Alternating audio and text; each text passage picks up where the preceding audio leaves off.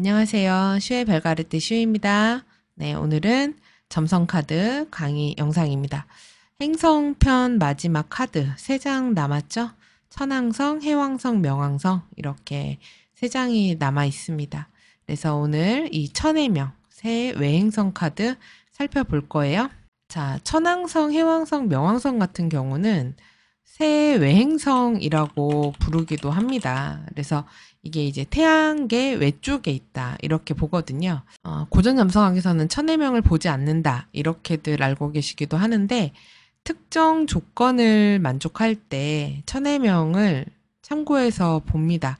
근데 이제 어떤 차이가 있는 거냐면은 천해명한테 개인의 특성을 부여하진 않는 거예요. 그래서 우리 앞서서 그런 거 살펴봤는데 화성은 양자리하고 전갈자리를 다스린다. 뭐 금성은 황소하고 천칭을 다스린다. 이런 거를 봤는데, 그러니까 다스린다는 것은 그 행성이 어떤 사인을 대표성이 있다는 거예요. 그래서 만약에 내가 상승궁이 전갈이다. 그러면은 나를 대표하는, 나를 지표하는 행성이 화성이 되는 겁니다. 그러니까 전갈자리에 상응하는 게 명왕성이라고 해서 명왕성이 전갈자리의 주인이 된다고 보지는 않는다는 거죠.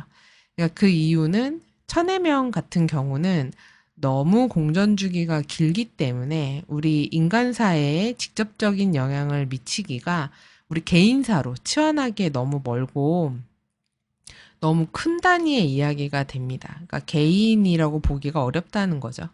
국가적인, 문화, 경제, 사회적인 레벨의 사건들이다. 이렇게 볼 수 있어요.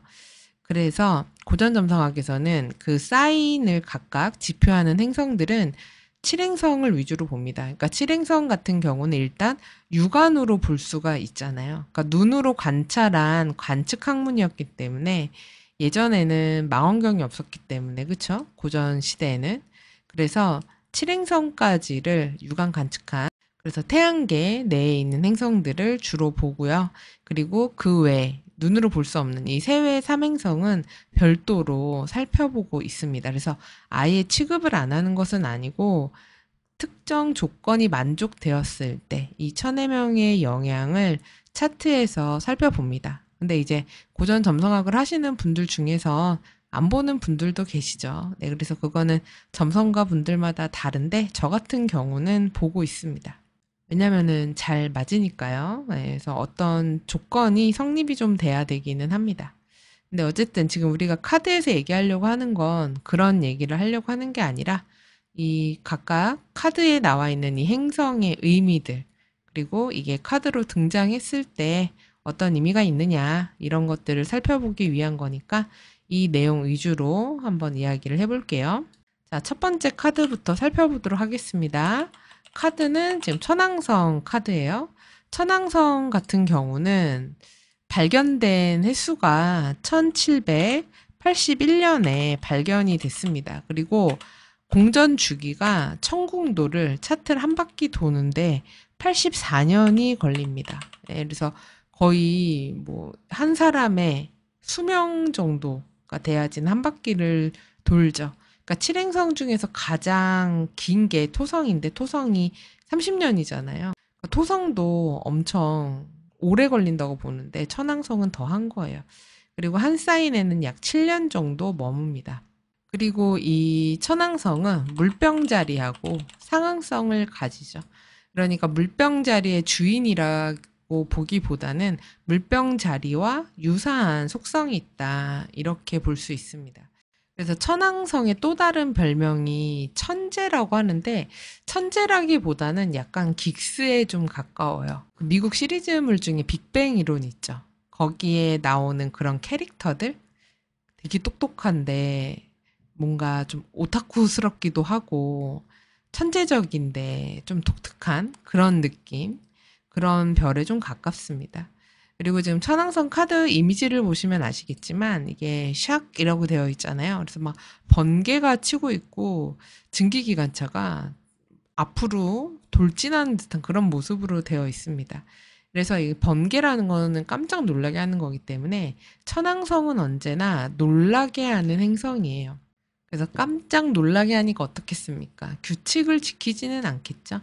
그러니까 이미 정해져 있는 것들을 좀 깨부수고 흐트러뜨리는 그런 역할을 합니다. 갑자기 이렇게 내리치는 번개처럼 어떤 직관의 행성이기도 해요. 갑자기 이렇게 깨트려 버리니까 변화를 가져오기도 합니다. 어떻게 거부할 수 없는 그런 변화, 이런 것들을 나타내기도 해요. 그래서 과격함이나 진보를 나타내기도 하는데, 이 천왕성을 진보라고만 생각하면은 안 되고 사실 극단적인 것을 의미합니다. 왜냐하면은 이 천왕성의 자전축이 90도 이상 기울어져 있기 때문에 북극과 남극이 거의 적도면에 있는 것처럼, 그러니까 옆으로 누워서 자전을 하면서 공전을 하거든요. 그러니까 다른 행성들하고 난 다르게 돌래? 이러고 있는 거예요. 그렇기 때문에 얘는 아주 자기만의 그런 색깔이라든지 극단적인 면이 있습니다. 그래서 극과 극은 통한다고 하잖아요. 그래서 극좌도 되고 극의도 되는 이런 특징이 있는 게 천왕성입니다. 그래서 이게 뭐 장점이 된다고 하면 독창적이다. 그 다음에 개성이 있다. 이렇게도 볼 수 있고, 그리고 일탈이 되기도 하겠죠. 그런 상괴를 벗어나는 것들, 이런 거를 나타내기도 하고 되게 독립적인 이런 거를 나타내기도 합니다. 그리고 충격을 주는 것들이죠. 번개가 치고 있으니까. 그리고 갑작스러운 거, 그리고 빠른 변화. 그리고 번개는 언제나 예측할 수 없는 일이죠. 그래서 이 천왕성이 카드에서 이제 등장을 하면은 항상 생각지 못한 상황들이 잘 벌어지게 됩니다. 그래서 내가 계획한 대로 좀 스케줄이 안 흘러가는 그런 날에 좀 잘 드러나기도 해요. 그리고 깜짝 놀라게 하는 거, 충격적인 거, 이럴 수 있습니다. 그래서 예상대로가 아니라 조금 문제가 내가 예상하지 못한 방향으로 흘러가게 되는 것들이라고 할 수 있어요.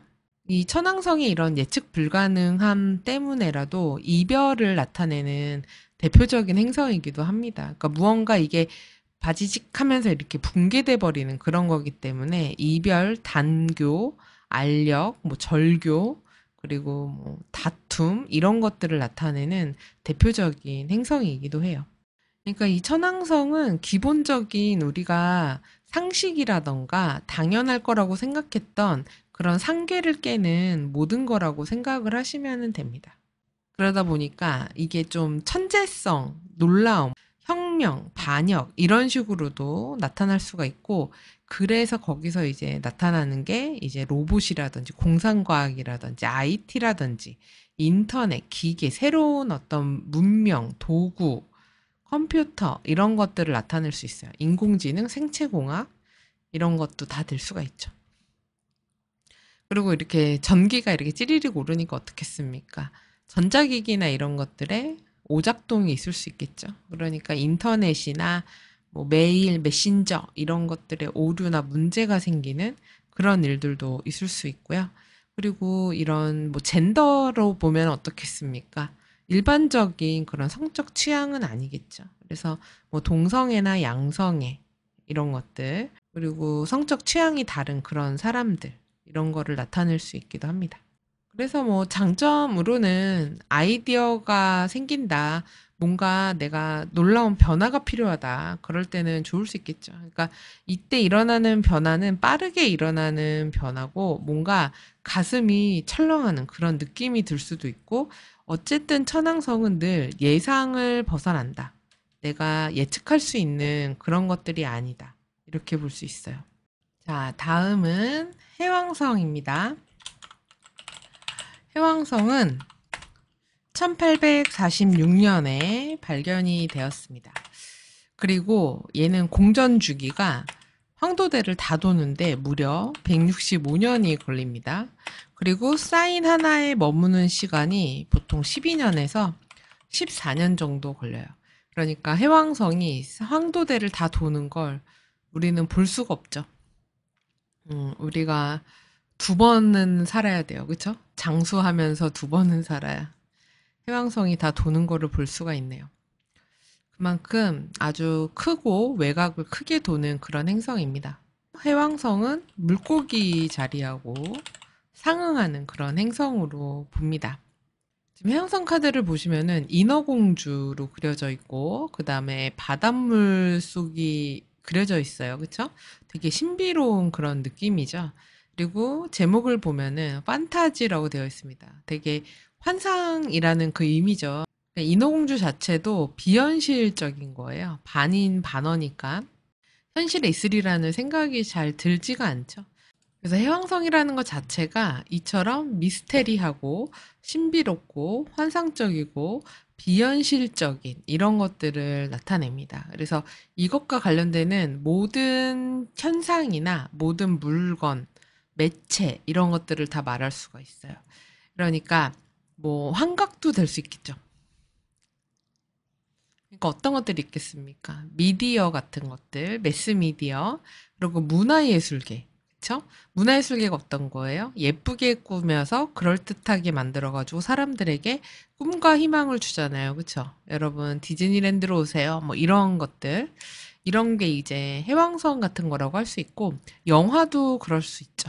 그리고 유흥도 됩니다. 술 마시고 이러면 사람들이 이렇게 해롱해롱 하면서 기분이 좋아지잖아요. 그래서 사람들을 약간 몽롱하게 만들면서 기분 좋게 만드는 그런 것들이 다 해왕성이라고 할 수 있어요. 그래서 그게 극단적으로 안 좋게 가면은 약물이 되는 겁니다. 그래서 약물 투여를 통해서 막 환각을 보고 이러잖아요. 이런 게 다 해왕성과 관련이 될 수 있고, 최면이라든지, 그 다음에 속이거나 현혹시키는 거, 그리고 사이비 종교도 해왕성과 관련이 됩니다. 그러니까 무엇이든 이 사람을 눈멀게 만드는 거, 감각을 무뎌지게 만드는 거, 그러니까 향정신성 약품 이런 것도 다 되고요. 술도 됩니다. 담배 이런 것도 다 돼요. 그래서 중독이 될 수 있는 모든 것들, 이런 것들이 해왕성과 관련이 있다고 보시면 됩니다. 그리고 사람이 이렇게 몽롱해지고 그런 약물에 취하면 어떻게 되나요? 현실과 비현실의 경계가 모호해지죠. 그래서 이런 모호한 것들을 다 나타냅니다. 그렇기 때문에 속임수가 되는 거고, 사기가 될 수 있고, 혼란스러운 것들, 혼돈되는 거, 이것저것이 막 뒤섞여 있는 것이 바로 이런 해왕성이 될 수 있어요. 그래서 그런 속이는 거, 기만하는 거, 세뇌시키는 거, 이런 것들 다 해왕성이라고 할 수 있습니다.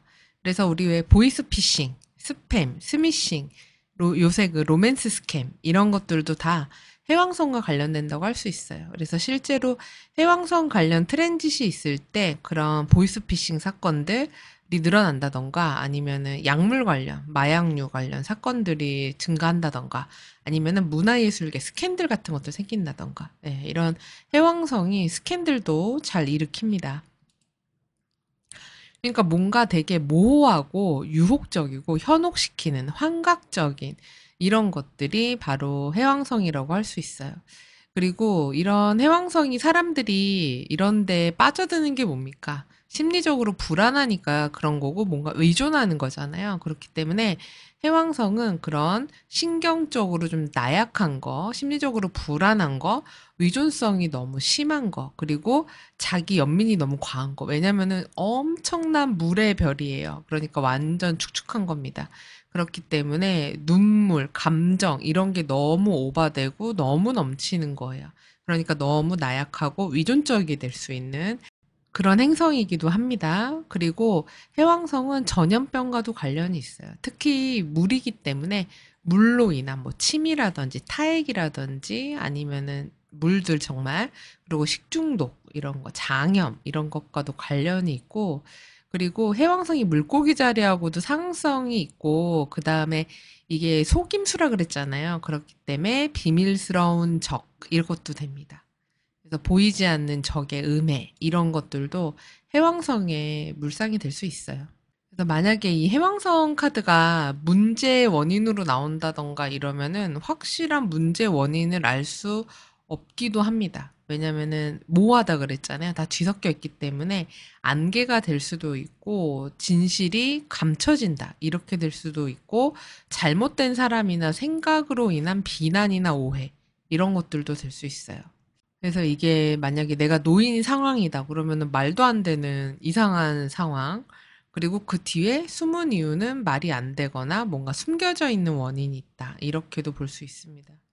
긍정적으로는 뭐 예술이나 공감, 치유, 힐러, 뭐 심리 이런 거라고 볼 수 있죠. 그래서 예술성이 굉장히 높고 환상 이런 것들을 주는 그런 능력에서는 되게 뛰어나다 이렇게 볼 수 있습니다. 그래서 사람들의 공감을 자아내는 이런 일에서는 능력이 있다고 봐야죠.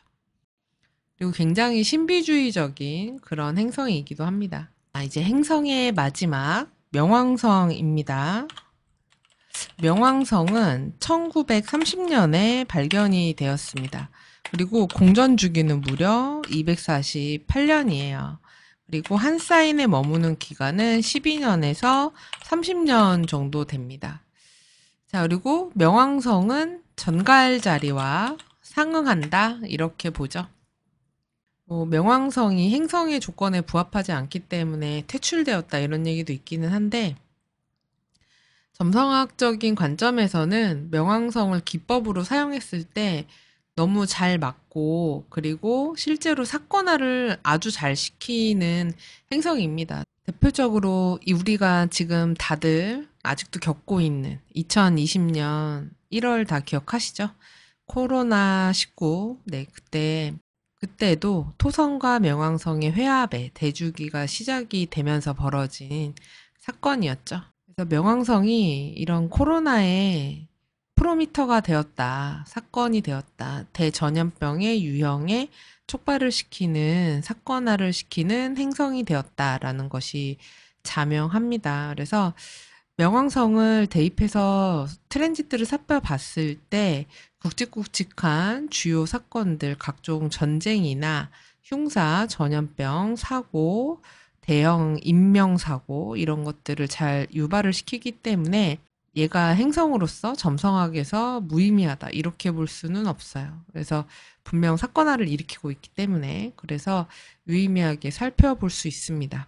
자, 그래서 명왕성 카드 제목을 보면은 지금 트랜스폼이라고 되어 있어요. 트랜스폼은 변형시킨다는 거죠. 그러니까 완전 이 트랜스폼은 외형이나 기능, 성질 이런 것들을 완전히 뒤바꿔버린다. 이런 것을 의미합니다. 여러분 어떤 것을 완전히 바꿔버리려면은 그 전에 선행돼야 하는 게 무엇일까요? 무언가를 완전히 파괴시켜야 되겠죠. 기존에 있었던 것은 완전히 사라져야 됩니다. 그리고 기존에 있었던 것이 완전히 탈피되어야 해요. 그래야지만 가능해집니다. 이 명왕성은 기본적으로 무언가를 파괴를 시켜야만 얘가 원하는 목적을 이룰 수가 있어요. 그래서 카드 이미지를 보시면 무언가가 다 터지고 있죠. 지금 이 폭발은 원자, 폭탄을 의미를 합니다. 명왕성은 실제로 원자력을 이야기하기도 해요. 원자 폭탄이 뭡니까? 한 번 터지면 다 쓸어버리고 한 번에 수많은 수천 명의 사상자를 내기도 하죠. 그리고 이런 명왕성은 대규모의 인원들이 한 번에 다치거나 죽는 그런 다수가 연루되는 그런 사건들을 의미하는데 대표적인 게 전쟁이라고 할 수 있겠죠. 그래서 여기에 이제 이런 탱크라든지 이런 게 있는 건데 저 탱크는 실제로 2차 세계대전에 쓰였던 탱크를 이미지를 넣은 것입니다. 그래서 이런 2차 세계대전 같은 경우도 무려 거의 한 5천만에서 7천만이 사망을 했다고 하죠. 이런 식의 다수의 다량의 인명사상 또는 극단적인 파괴 이런 것들을 나타내는 거 이런 것들이 다 명왕성이기 때문에 명왕성은 파괴를 나타내고요. 죽음과 변형, 제거, 그리고 대량 학살, 전쟁, 사망, 사고 이런 것들 무서운 것은 다 나타냅니다. 그리고 폭행을 나타내기도 해요. 아주 폭압적인 겁니다. 강제적인 거예요. 내가 어떻게 할 수 있는 게 아닙니다. 명왕성은 개인이 될 수 있는 게 아니에요. 어떤 독재라든지 아니면 독과점을 하고 있는 기업의 횡포 이런 것 때문에 내가 어쩔 수 없이 기분이 더러워도 그거에 따라야 되는 이런 것들을 의미합니다. 그리고 명왕성은 어떤 뭐 범죄라든지 뭐 소송, 벌금, 구금, 갇히게 되는 거 이런 것들을 얘기하기도 하고요. 그리고 독점과 횡포, 뭔가를 완벽하게 장악하는 거, 통제하는 거, 이런 거를 나타내요. 내가 이걸 어떻게든 하겠다라는 라는 이런 게 있습니다. 이게 어떻게든 하겠다, 이게 내가 정말 최선을 다해서 이걸 할 거야. 약간 이거랑은 조금은 달라요. 내가 무슨 짓을 해서라도 하겠다라는 것에 가깝습니다. 저거를 부셔서라도 가질 거야. 뭐 이런 거죠. 그러니까 스토킹 같은 것들이 다 이런 명왕성과 관련이 될 수 있습니다.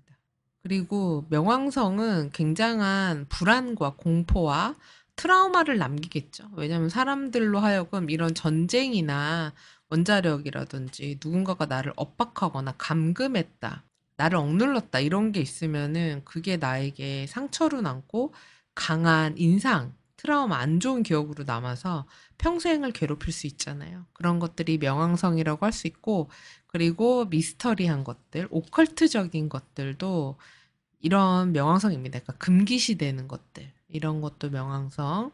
그리고 이게 트랜스폼이니까 변형이니까 어떤 것들이 좋게 말하면 끝난 후에 시작되는 것을 얘기하기도 합니다. 그러니까 모든 게 다 무너지고 나서 시작된다. 이런 거를 의미하기도 해요.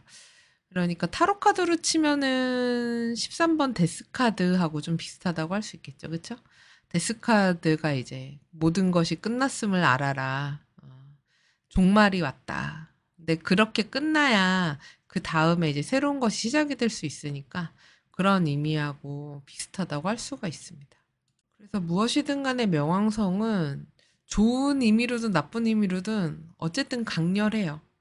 되게 격정적이다라고 해야 될까요? 그런 게 있습니다. 그래서 금기시 됐던 것들이기도 하고 어떻게든 파헤치고 싶은 그런 것들을 나타내기도 합니다. 되게 인물로 나오면은 미스터리한 인물 또는 굉장히 억압할 수 있는 인물이거나 자기 주장이라든지 통제 이런 것 권한을 막강하게 행사하고 싶어 하는 그런 인물이 될 수도 있습니다.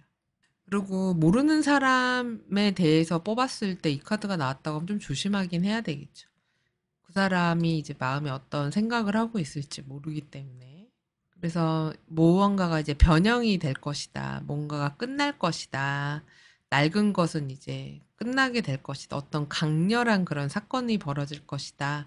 이런 게 될 수 있고, 긍정적으로는 어쨌든 끝이 나고, 이제 새로운 시작이 될 것이다. 이런 식으로 볼 수 있을 겁니다. 자, 이렇게 해서 이제 행성 카드는 모두 마쳤네요. 다음 시간서부터는 사인 카드 한번 진도 나가보도록 하겠습니다. 네, 그래서 보시고선 궁금한 거 있으시면은 댓글로 남겨주시면은 확인했을 때 또 답글 달아드리도록 하겠습니다. 열공하시고요. 다음 영상에서 또 찾아뵐게요. 감사합니다.